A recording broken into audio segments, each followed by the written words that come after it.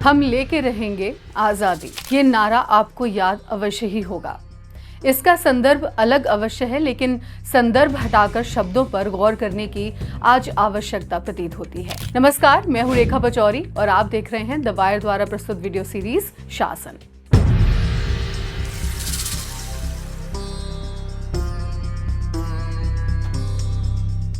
आज देश में बौद्धिक आजादी की नई परिभाषा गढ़ी जा रही है और हम सब इस दौर के गवाह बन रहे हैं। बोलने की आजादी, धर्म का पालन करने की आजादी, त्योहार मनाने की आजादी, शिक्षा की आजादी, शिक्षण संस्थान में अपनी बुद्धि व विवेक के विकास के लिए सवाल उठाने की आजादी, देश के जरूरी मुद्दों पर अपनी बात रखने की आजादी, देश के विकास के संबंध में सरकार से प्रश्न करने की आजादी आदि सभी अब इतिहास होता प्रतीत होता है। मंदिर, मस्जिद, मजार, धर्म, हिंदू, मुस्लिम। आज भारत की राजनीति केवल इन्हीं शब्दों के इर्द गिर्द हमें बताई और समझाई जाती है और उसका परिणाम ये है कि हम ना चाहते हुए भी एक नए भारत का हिस्सा बनते स्वयं को देख रहे हैं, जहां आजादी शब्द के मायने और अधिकार केवल एक वर्ग विशेष के पास ही दिखते हैं। हमारी सोच की स्वायत्ता अब पराधीन है। दुर्भाग्यपूर्ण है, लेकिन सत्य है।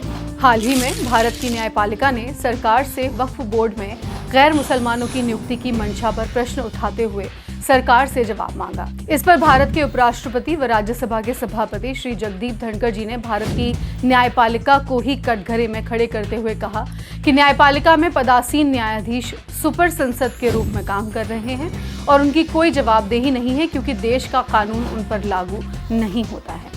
25 जनवरी 2024 में इंडियन एक्सप्रेस में छपी एक खबर में उन्होंने राम मंदिर के निर्माण के फैसले को लेकर कहा था कि यह देश में कानून के शासन का प्रमाण है कि अयोध्या में राम मंदिर का निर्माण कानून के अनुसार किया गया। न्यायपालिका वही है, अभिव्यक्ति की आजादी भी वही है और वक्ता भी वही, बस समय अलग है।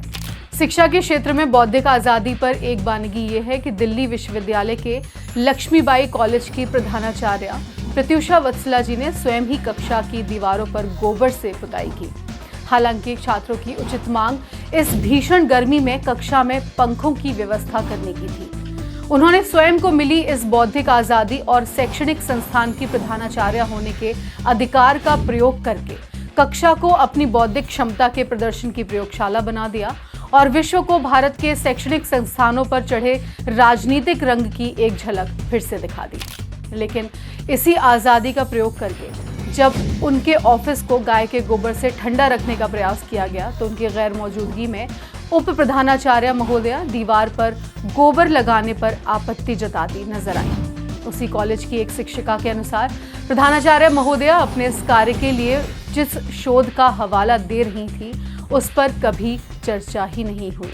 शिक्षा में प्रगति, जिसका चुनावी वादा हर सरकार करती है, उस वादे को पूरा करने के लिए केवल इतने ही प्रयास किए गए कि केवल 11 भारतीय संस्थान विश्व में शीर्ष 500 में स्थान बना पाए और केवल 2 संस्थान शीर्ष 150 में स्थान प्राप्त कर पाए। यूजीसी की वेबसाइट पर दिए आंकड़ों के अनुसार हमारे देश में 57 केंद्रीय विश्वविद्यालय हैं, 499 राज्य सार्वजनिक विश्वविद्यालय और उनसे संबद्ध 46,000 से अधिक संस्थान हैं, 138 मानद विश्वविद्यालय और 508 निजी विश्वविद्यालय हैं। हमारे चुने हुए प्रतिनिधियों के भाषण में बोला गया हर वाक्य हमें हमारे आगे आने वाले समय की झलक देता प्रतीत होता है।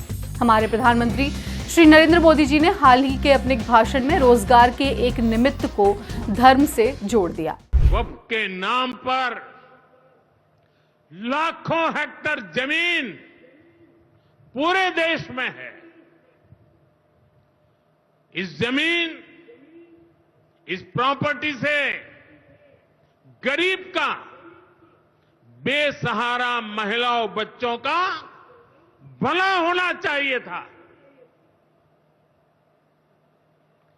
और आज ईमानदारी से उसका उपयोग हुआ होता तो मेरे मुसलमान नौजवानों को साइकिल के पंक्चर बना करके जिंदगी नहीं गुजारनी पड़ती। अपने इस पुराने भाषण में उन्होंने प्रतिवाद करने वालों की पहचान उनके कपड़ों से जोड़ दी।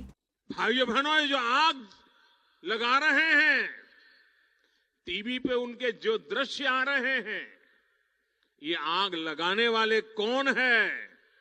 वो उनके कपड़ों से ही पता चल जाता है। साथ ही उनके अनुसार परिवार में अधिक बच्चे होना केवल एक धर्म विशेष का ही लक्षण है।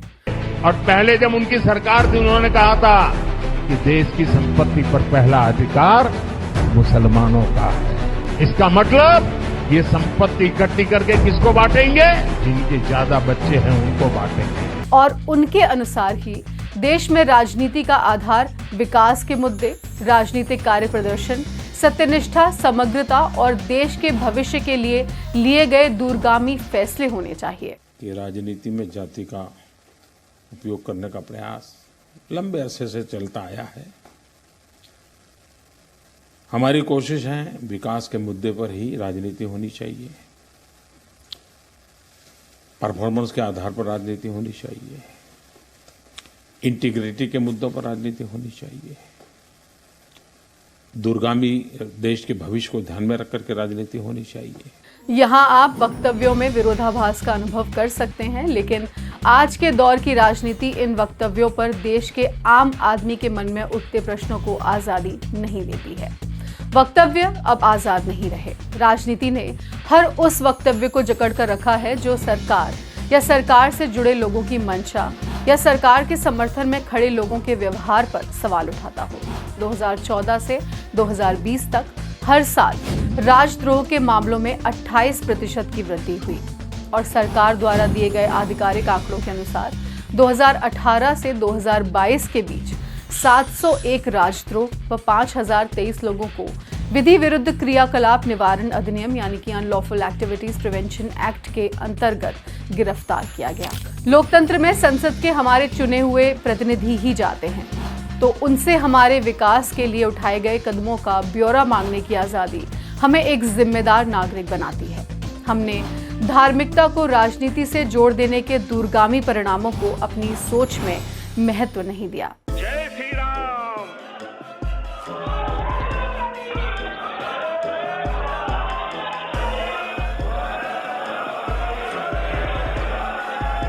जय भीम, जय भीम, तकबीर, अल्लाह अकबर, जय हिंद। भारत माता की जय। जय श्री राम। वंदे मातरम। इंशाअल्लाह। जय हिंद, जय बांग्ला, खुदा हाफिज, अल्लाह अकबर। बोला नमः पार्वती पते हर हर महादेव। भारत माता की जय। राधे राधे।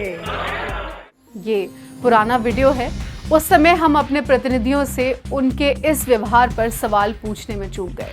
हम आज भी सवाल नहीं करते। संसद में एक समय से अब धार्मिक नारे आम बात हो गए हैं और धार्मिक नारों का प्रयोग अब संसद से सड़क पर आ गया है। युवाओं के नायक भगत सिंह का कहना था कि भारत के लोगों को एक दूसरे के खिलाफ भड़काना आसान है, क्योंकि भूखा व्यक्ति अपने सिद्धांतों को ताक पर रख देता है। धर्म को वे व्यक्तिगत मामला कहते थे। उनके विचार थे कि धर्म को राजनीति से अलग रखना चाहिए। मंगलेश डबराल जी अपनी एक कविता समय नहीं है में लिखते हैं कि रोज सुबह दरवाजे पर पड़ा हुआ अखबार आवाज देता है, समय किसी दूसरी तरफ चला गया है। हत्याओं, नफरतों, अपशब्दों, अश्लीलताओं, क्रूर खुशियों की तरफ। मैं इस सब से घिर गया हूँ। मेरे दिमाग में समय नहीं रह गया है। रोज एक झूठ सच की पोशाक पहनकर सामने लाया जाता है। उसके पीछे सच क्या है, मैं इस उधेड़बुन में फंस गया हूँ। हवा में एक बकबकाता हुआ तानाशाह मुंह मेरी बोलती बंद कर रहा है। मेरी आवाज में समय नहीं रह गया है। आपसे फिर मुलाकात होगी यहीं द वायर पर। नमस्कार।